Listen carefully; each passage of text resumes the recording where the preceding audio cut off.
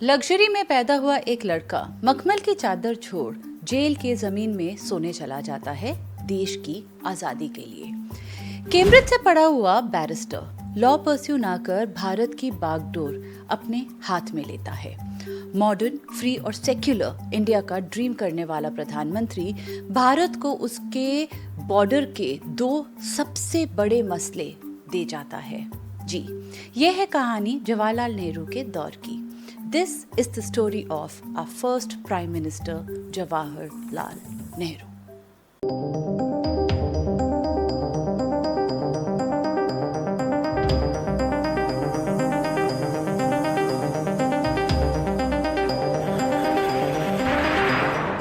जय हिंद दोस्तों, मैं हूं प्रेरणा और आज मैं बात कर रही हूं जवाहरलाल नेहरू की। नेहरू वो इंसान हैं जो प्रिविलेज में पैदा तो हुए लेकिन अपने देशवासियों की पुकार अनसुनी ना कर पाए। किताबों से निकलकर जेल की सलाखों के पीछे गए। देश का भला करने की सोच रखने वाले देश को उसके सबसे बड़े मसले दे गए। जानते हैं ये सब कैसे हुआ। Chapter 1, privilege to freedom fight. Allahabad, 14 नवंबर 1889। आनंद भवन, एक मैसिव मैंशन में वेल्थ और सर्वेंट से घिरे पैदा हुए जवाहरलाल नेहरू। वो एक आम बच्चे नहीं थे। उनके पिता एक Kashmiri Pandit Motilal Nehru pre independent India के one of the richest lawyers थे। लेकिन इनका नाम नेहरू ना होके कौल था। जी, कौल। दरअसल 18वीं सदी में इनके एक पूर्वज राज कौल कश्मीर छोड़ के दिल्ली आ गए थे और इनके घर के पास से एक नहर गुजरती थी जो मुगलों के दौर में पानी यमुना से दिल्ली लाती थी।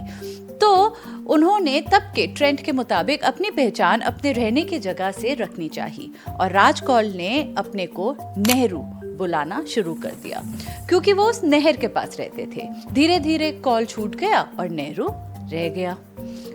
नेहरू का बचपन बहुत ही सुरक्षित, सिक्योर्ड और शेल्टर्ड था। उनकी तालीम अव्वल दर्जे की, प्राइवेट ट्यूशन्स, अंग्रेजी किताबें और विदेशी महा और विश्वविद्यालय से उनकी पढ़ाई हुई, जैसे harrow, Cambridge and inner temple. ये संस्थाएं थी ब्रिटिश क्राउन के लॉयल सर्वेंट्स बनाने के लिए। उन्हें एलीट क्लास की तरफ ट्रेन कर पॉलिश्ड, वेल स्पोकन बनाए और डीपली ब्रिटिश कल्चर से फेमिलियर करवाने के लिए उनकी थिंकिंग शेप करके, ताकि वो ब्रिटिश एम्पायर के इंटरेस्ट को सर्व और सपोर्ट कर सके। तो नेहरू ने अपनी तालीम वहीं से ली। 1912 में 23 की उम्र में नेहरू बैरिस्टर बनके इंडिया वापस आए, well dressed, well read, well prepared अपने आलीशान करियर के लिए। लेकिन जब उन्होंने कोर्ट रूम में कदम रखा, उन्हें लॉ एक्साइट ही नहीं कर पाई। उसी साल उन्होंने पटना में अपना पहला इंडियन नेशनल कांग्रेस का सेशन अटेंड किया, जिसे अटेंड करके वो काफी दुखी हो गए क्योंकि वो एक एलीट इंग्लिश स्पीकिंग क्लब था जो अंग्रेजों को इम्प्रेस करने के लिए था। उनकी छोटी छोटी चीजें दी हुई से खुश होके उन्हें ये सब कुछ गलत लगा क्योंकि बाहर दुनिया बदल रही थी। वॉर, रेवोल्यूशन, लिबरेशन के स्ट्रगल्स हो रहे थे। रशिया जापान की वॉर हो रही थी, कॉलोनीज रेबेल कर रही थी। नेहरू इस बदलाव का हिस्सा बनना चाहते थे। इस बदलाव के हिस्से बनने से पहले उनकी पर्सनल लाइफ में थोड़ा सा बदलाव आया। 1916 में उनकी शादी कमला कौल से हुई और इस शादी से उन्हें 1917 में एक बेटी इंदिरा पैदा हुई जो आगे जाके अपने पिता की लेगेसी संभालेंगी। उसी साल लखनऊ में नेहरू मोहनदास करमचंद गांधी से मिले। चाहे उनके व्यूज अलग थे, पर गांधी का करिश्मा उन्हें अपनी ओर आकर्षित करता रहा। इसके 2 साल बाद 1919 में आया जलियांवाला बाग हत्याकांड। ऐसा कोई हिंदुस्तानी नहीं होगा जो जलियांवाला बाग मैसेकर के बाद ब्रिटिशर्स से नफरत ना करने लगा हो। अगर आप इस मैसेकर के बारे में डिटेल में जानना चाहते हैं तो मैंने इस पे एक पूरी वीडियो बनाई हुई है, आप जरूर देखिएगा। और उसके बदले की भी जो सरदार उधम सिंह ने हम सब के लिए लिया था। दोनों वीडियोस का लिंक मैं डिस्क्रिप्शन में डाल दूंगी, आप जरूर देखिएगा। तो अब जलियांवाला बाग में ब्रिटिशर्स की गोलियां निहत्थे और मासूम हिंदुस्तानियों पे बरसी और हिंदुस्तानी इंक्लूडिंग नेहरू के लिए ये एक ब्रेकिंग पॉइंट था। अब नेहरू समझ चुके थे कि ब्रिटिश इंडिया को सिविलाइज नहीं, क्रश करने आए हैं। तो अब ये इलाहाबाद से आए बैरिस्टर ने सेफ खेलने, एजुकेशन और इमोशन से चीजें बदलने की बजाय फ्रीडम की क्रांति लाने का निर्णय ले लिया। और ऐसे ही 1920 में गांधी की लीडरशिप में वो नॉन कॉपरेशन मूवमेंट का हिस्सा बने। नॉन कॉपरेशन मूवमेंट वो आंदोलन है जिसमें इंडियंस को ब्रिटिश सरकार को नॉन वायलेंट तरीकों से सपोर्ट करने से मना किया जा रहा था, उनके स्कूल, नौकरी, प्रोडक्ट सब कुछ बॉयकॉट करके। इसी मूवमेंट को तेजी देने के लिए नेहरू ने प्रोटेस्ट करवाए, लोग मोबिलाइज करे और ब्रिटिशर्स के निशाने में वो आ गए, जिस कारण 1921 में वो पहली बारी अरेस्ट हुए। जब उन्हें जेल में डाला गया, ये उनके लिए ह्यूमिलेशन नहीं बल्कि बैज ऑफ ऑनर था। Chapter 2, blood and partition. आने वाले 2 दशक में कुल मिला के नेहरू 9 साल जेल में रहे। 1927 आते नेहरू का विजन कांग्रेस के Indian governance under colonial rule से हटके कंप्लीट इंडिपेंडेंस की तरफ चला गया था। इसके 2 साल बाद 29 दिसंबर 1929 को लाहौर में रवि नदी के किनारे में 40 साल के नेहरू कांग्रेस के प्रेसिडेंट बने, जब उन्होंने रात को 12 बजे ठंडे आकाश के नीचे तिरंगा लहराया और कसम ली कि वो पूर्ण स्वराज होने तक रुकेंगे नहीं। पूर्ण स्वराज अब ये इंडिया की ऑफिशियल डिमांड थी। पूर्ण स्वराज तो ठीक है, लेकिन 1940 आते तक मोहम्मद अली जिन्ना और उनकी मुस्लिम लीग मुस्लिम्स के लिए अलग राज पाकिस्तान की मांग करने लगी थी। 1942 जब वर्ल्ड वॉर 2 तेजी में थी, तब ब्रिटिश ने स्टैफोर्ड क्रिप्स को एक ऑफर के साथ भारत भेजा, ये कह के कि अगर हम इंडियंस उन्हें वॉर में हेल्प करेंगे तो वो हमें डोमिनियन स्टेटस देंगे, यानी अपने देश में खुद का अनुशासन अंडर क्राउन और द कॉलोनियल रूल। गांधी ने इसे तुरंत रिजेक्ट कर दिया, लेकिन नेहरू इसके प्रोस कंसिडर कर रहे थे। वाइल नेहरू भी फुली इंडिपेंडेंस के हित में ही थे, वो वही चाहते थे, पर ये उन्हें एक क्रिटिकल स्टेप भी लगा था टुवर्ड्स इंडिपेंडेंस, पहला कदम टुवर्ड्स देयर गोल, लेकिन उनका ये व्यू ओवररूल हुआ। इस कंसिडरेशन ऑफ डोमिनियन स्टेटस के कारण नेहरू अपने क्रिटिक्स को सॉफ्ट दिखने लगे। फिर आया क्विट इंडिया मूवमेंट, भारत छोड़ो आंदोलन, जिस कारण कांग्रेस के बड़े नेता गांधी, नेहरू, पटेल जेल में डाले गए। कांग्रेस लीडर्स के जेल सेल में रहने के वक्त जिन्ना अपना केस और बेस बनाते रहे। 1945 में जब नेहरू जेल से छूटे, पाकिस्तान की मांग अब सिर्फ पुकार नहीं, एक रियलिटी बन चुकी थी। फिर आया 1946, जब नेहरू को prime minister in waiting appoint कर दिया गया, पर बंगाल, पंजाब और बिहार में इंटरनल रायट्स उठने लगे। 16 अगस्त 1946 डायरेक्ट एक्शन डे, ये वो दिन है जब मोहम्मद अली जिन्ना और मुस्लिम लीग ने पाकिस्तान बनाने की मांग रखने के लिए कलकत्ता में एक प्रदर्शन रखा, जो एक हॉरिफिक कम्युनल रायट में बदल गया। करीब 4000 लोग मारे गए, हजारों इंजर हुए। हिंदू और मुस्लिम के बीच में एक गहरी दरार आ गई और पाकिस्तान की मांग अब पॉलिटिकल नहीं रही थी, ये खून भरी सच्चाई बन चुकी थी, जहां से और खून की नदियां अभी बहनी बाकी थी। ब्रिटिशर्स थक हार के भारत छोड़ने को राजी हो गए, तो माउंटबैटन आए पार्टीशन का प्रस्ताव लेके। गांधी और नेहरू ने इनकार किया, पर फुल स्केल सिविल वॉर से बचने के लिए मान गए। यहाँ पे नेहरू की माउंटबैटन फैमिली के साथ क्लोजनेस काफी कंट्रोवर्शियल मानी जाती है, जिस कारण कहते हैं भारत को काफी नुकसान हुआ, जो वो आज तक उठा रहा है। क्रिटिक्स कहते हैं कि उनकी ये ओवर फ्रेंडलीनेस थी, जिस कारण उन्होंने ब्रिटिश इंटेंशंस को पूरी तरह ट्रस्ट कर लिया और पार्टीशन जैसे डेलिकेट मसले के टाइमलाइंस और कश्मीर जैसे कॉम्प्लेक्स इशू पे गौर नहीं किया। पहले तो माउंटबैटन ने पार्टीशन की डेट जून टू अगस्त कर दी, जिससे इन्हें सिर्फ 2 महीने मिले to work out the details of one of the most complex divisions of history. ये नेहरू ने अपनी दोस्त को अकोमोडेट करने के लिए किया था, जिस कारण ना ही सिर्फ इंडिया के इंटरेस्ट कॉम्प्रोमाइज हुए, it also led to chaotic border decision, massive violence and one of the largest refugee crisis in the history. और वो माउंटबैटन का ही इन्फ्लुएंस था, जिस कारण नेहरू कश्मीर का मुद्दा लेके यूएन के पास गए थे और हमारे कश्मीर को आज तक पाकिस्तान के गिरफ्त में दे डाला। ये थोड़ा आगे फिर समझाऊंगी।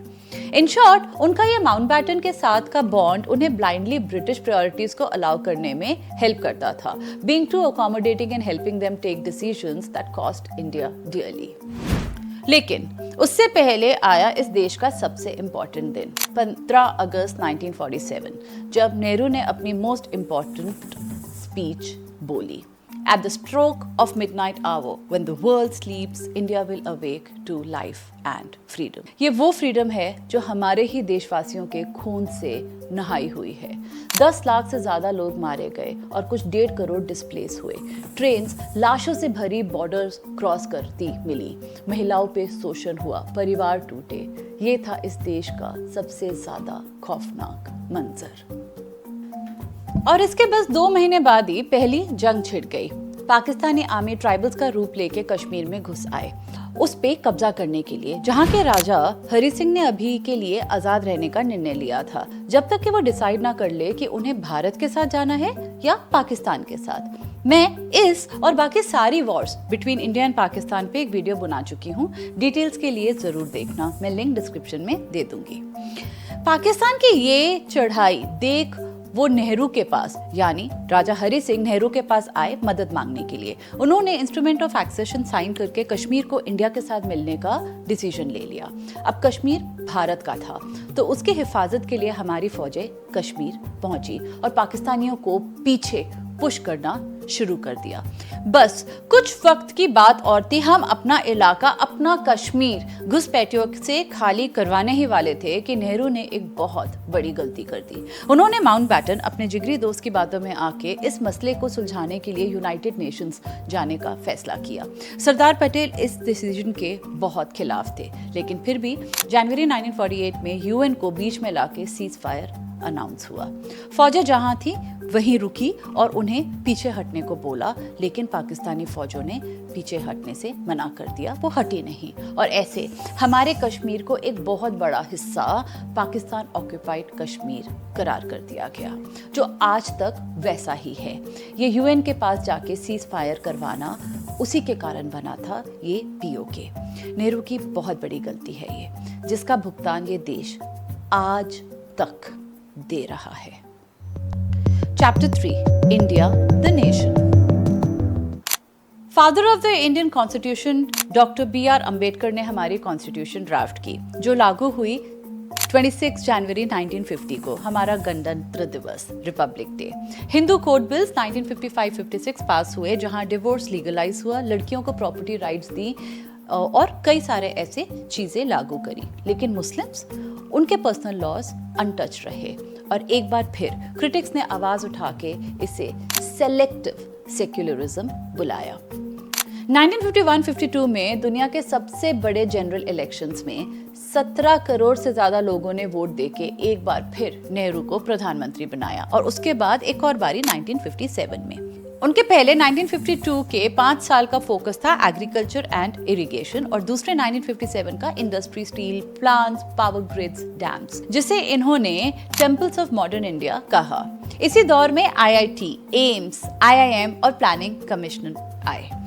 जीडीपी 3.5% के करीब थी। Priority infrastructure, education and public health को बनाया गया। उनका विजन था मॉडर्न और साइंटिफिक भारत, समवॉट वेस्टर्नाइज्ड, जिस कारण फिर एक बारी उनके क्रिटिक्स ने आवाज उठा के बोला कि उनकी पॉलिसीज भारत के लिए नहीं, लंदन के लिए बनाई दिखती हैं, क्योंकि रियल इंडिया रूरल इंडिया था जो इग्नोर हो रहा था। अब वो अनचैलेंज लीडर क्रिटिक्स के रडार में ज्यादा आने लग गए थे। क्यों? कई कारण हैं। पहला, उन्होंने हिंदी को ऑफिशियल भाषा घोषित किया। उनका उद्देश्य ये था कि ये स्टेप देश को जोड़ेगा, एक भाषा एक देश, along with respect for all regional languages। लेकिन इस डिसीजन ने सदर्न स्टेट्स में प्रोटेस्ट शुरू कर दिए। इसी से मिलता हुआ एक और कारण था, नेहरू भाषा के आधार पे राज्य नहीं बनाना चाहते थे, क्योंकि ये देश तोड़ता है, जोड़ता नहीं। लेकिन जब पोटी श्रीरामुलु हंगर स्ट्राइक में जाके अपनी जान खो बैठे, तब प्रोटेस्ट उठे और आंध्र स्टेट बना। तीसरा कारण ये था कि नेहरू की डिसीजंस पार्लियामेंट ना ले जाके प्लानिंग कमीशन के एक स्मॉल ग्रुप ऑफ एक्सपर्ट्स के पास ले जाते थे। ये बात दर्शाती थी कि वो कुछ ही एलीट ग्रुप्स ऑफ पीपल पे भरोसा करते हैं, ना कि elected representatives of the nation पे। और उनका सबसे बड़ा क्रिटिक का कारण था उनका चाइना पे जरूरत से ज्यादा भरोसा करना, despite they starting to get aggressive on borders. ये नेहरू को सॉफ्ट और ट्रस्टिंग दर्शाने लगा, जो इंडिया का रियल थ्रेट के लिए प्रिपेयर नहीं कर रहे थे। और ये कुछ सच ही था, क्योंकि उस वक्त हिमालय की बर्फीली ऊंचाइयों में ड्रैगन जाग रहा था। Chapter 4, the end of the first prime minister. 1954 में एक पंचशील एग्रीमेंट साइन हुआ जहां तिब्बत को चाइना का हिस्सा माना गया in exchange of peaceful coexistence. ये क्या था और क्यों हुआ? देखो, तिब्बत एक स्वतंत्र देश था जिसपे वाया ट्रीटी इंडिया के पास कुछ स्पेशल राइट्स थे, trade, communication and diplomatic presence के, विदाउट इंटरफेरेंस ऑफ चाइना। लेकिन चाइना ने तिब्बत पे इन्वेड करके इलाके ऑक्यूपाई किए, जिसके बाद नेहरू ने ये अग्रीमेंट साइन करा एंड इंडिया ने तिब्बत से अपने ट्रीटी वाले स्पेशल राइट्स त्याग दिए और फुल कंट्रोल चाइना का मान लिया। साथ ही एक स्लोगन चलाया, हिंदी चीनी भाई भाई। ये हमारे लिए बहुत नुकसानदायक रहा, क्योंकि तिब्बत जो है वो हमारे और चाइना के बीच में कुशन की तरह काम कर रहा था। लेकिन तिब्बत को चाइना का हिस्सा बना के अब हमारे बॉर्डर्स डायरेक्टली चाइना के साथ लगने लगे, जो हमें अच्छी तरह अभी सिक्योर भी नहीं किए थे। कई मानते हैं कि इस साइनिंग्स ने हमारी चाइना के सामने पोजीशन बहुत वीक कर दी। तभी चाइना की हिम्मत बढ़ी हमारे अक्साई चिन में बिना बताए रोड बनाने की। चाइना भारत के इलाके में 1951 से रोड बनाने लगा, अपने तिब्बत से दूसरे चाइना के इलाकों को जोड़ने के लिए, जो हमने 1957 6 साल बाद बात पता चली। और नेहरू ने क्या किया? कुछ नहीं, ये मुद्दा डाउन प्ले किया। 1959 में जब पार्लियामेंट ने अक्साई चिन और इस बारे में पूछा तो उन्होंने बोला कि वो एक रिमोट एरिया है जहां घास का एक पत्ता भी नहीं उगता। ये कह सजेस्ट किया कि उस बंजर जमीन के लिए मिलिट्री कॉन्फ्रंट्रेशन एडवाइजेबल नहीं है।